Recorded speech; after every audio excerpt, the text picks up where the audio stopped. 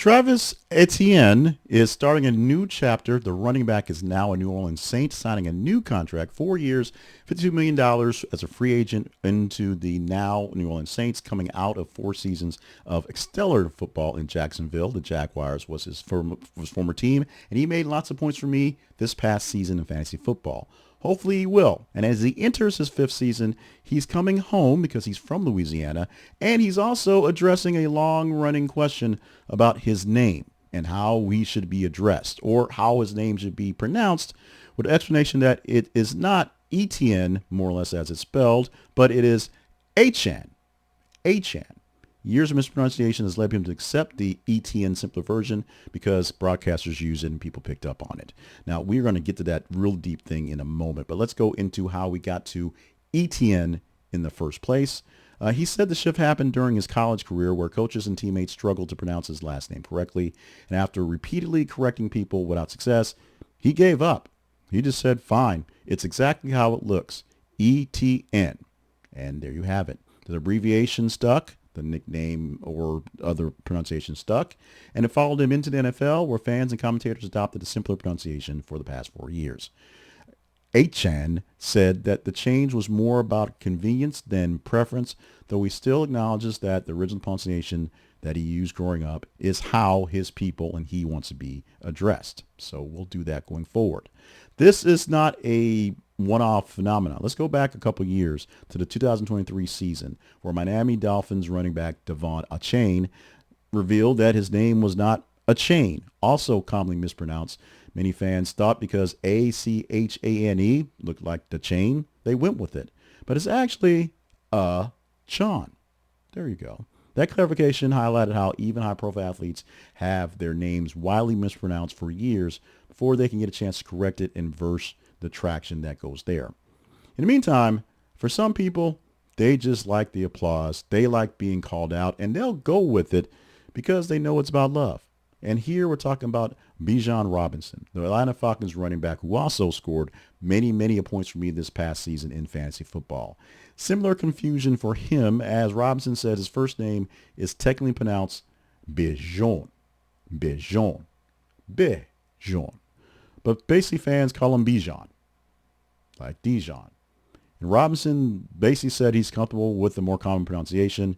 It shows that he's flexible. He likes just being called out. He likes being talked about. He likes what he's doing. He focuses on the ball and not so much the politics. So he's okay with being Bijan instead of Bijan, but he's one of many who have their names mispronounced all over the place. This is an example of how the name pronunciation can become a part of an athlete's public identity, whether they like it or not. National broadcasters, fantasy football coverage, and social media discussions have a person's name being mispronounced quickly and spread across many layers for years until it can be fixed or tried to be fixed. Many players now take opportunities in interviews on social media to clarify how their names should be said. And this is something that we're looking at here. I'm seeing here locally as I'm watching basketball for the very local level. High school basketball championships are right now, and we're seeing a lot of media guides for the high school kids with the pronunciations of their names because it's simple. And we're getting a lot of people called out for people doing college basketball, myself included, because this is something that should be more spread out there. You should take the time to get the information. Everyone has a printout with their name on it. Talk to a coach, talk to a trainer, get a pronunciation, because this is not me on the radio mispronouncing names for people on birthdays where it's a shtick and it's meant to be funny. These are people that should get your respect on the court, whether they are opposition or your own players, and give them the props by calling them by their names as they want them given.